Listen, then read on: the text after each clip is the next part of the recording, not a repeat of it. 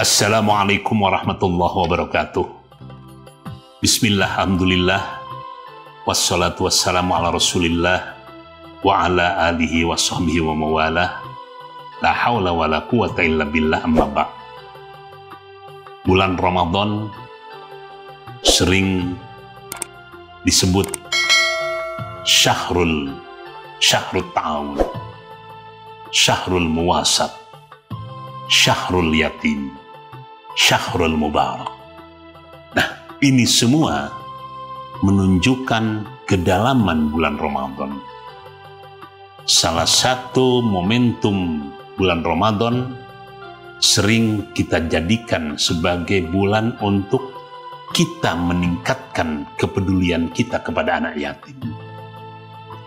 Kenapa bulan Ramadan yang dipilih sebagai bulan untuk kita menunjukkan kepedulian?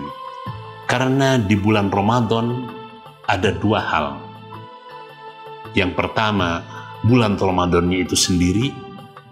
Kemudian yang kedua, pasca Ramadan yang namanya Idul Fitri.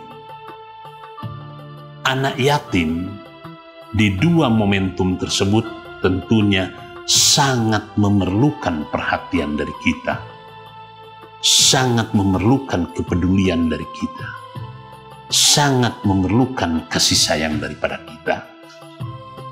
Ada satu kenikmatan tatkala berbuka, mereka pun tentunya ingin bagaimana menikmati waktu berbuka. Kalau orang-orang di kota berbuka di hotel berbintang 5, mereka pun tidak cukup hanya mendengar alangkah nikmatnya makan di hotel berbintang 5. Oleh karena itu, sekarang tradisi buka bersama dengan anak yatim di hotel itu juga sudah mulai memasyarakat. Kemudian yang kedua, di hari raya Idul Fitri, suatu hari tatkala Rasulullah akan berangkat menuju masjid untuk melaksanakan khutbah Idul Fitri, di jalan Rasulullah bertemu dengan seorang anak yang sedang menangis, duduk merenung di pojok rumah. Terjadilah dialog yang singkat.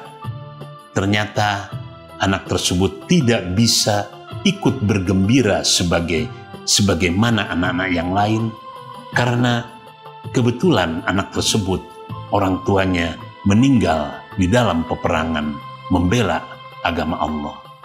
Akhirnya Rasulullah kembali ke rumah, ke Sayyidah Aisyah.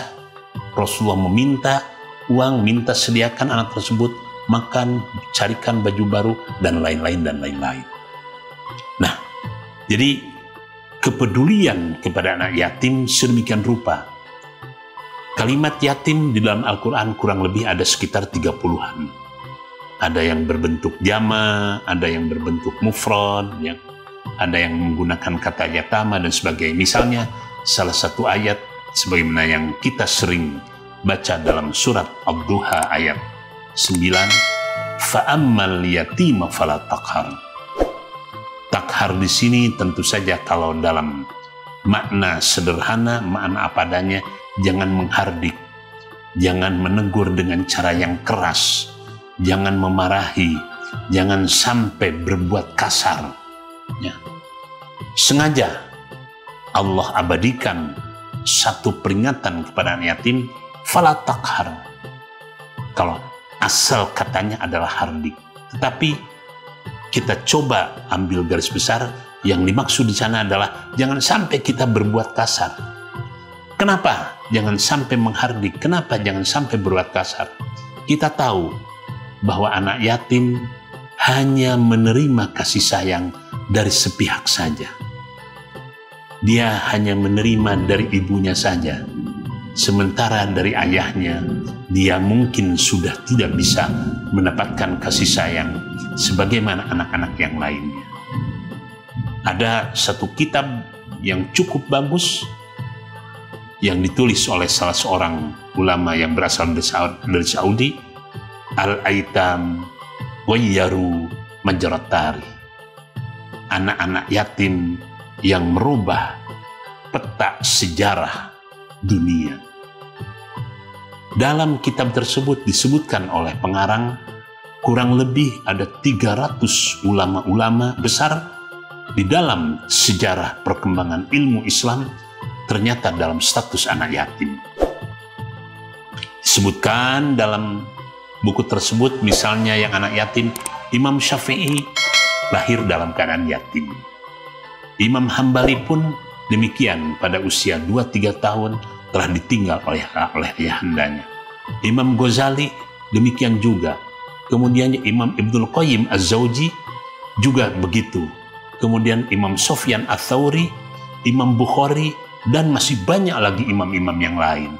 Nah, kita tentunya merindukan bagaimana anak-anak yatim di Indonesia pun bisa mengikuti jejak para pendahulu menjadi ulama-ulama besar. Ternyata di balik kepahitan ada satu keindahan tersendiri. Jangan sampai hilangnya ayah adalah hilangnya pegangan. Jangan sampai hilangnya ayah membuat seorang anak yatim kurang percaya kepada dirinya. Jangan sampai hilangnya ayah seakan-akan hilang harga diri. Itu adalah sebuah persepsi yang harus kita rubah dari seorang anak yatim sehingga tumbuh dan muncul rasa semangat hidupnya, rasa percaya dirinya, rasa punya harga dirinya, dan rasa untuk bisa memiliki etos kerja yang tinggi sehingga bisa normal hidup sebagaimana anak-anak yang lainnya.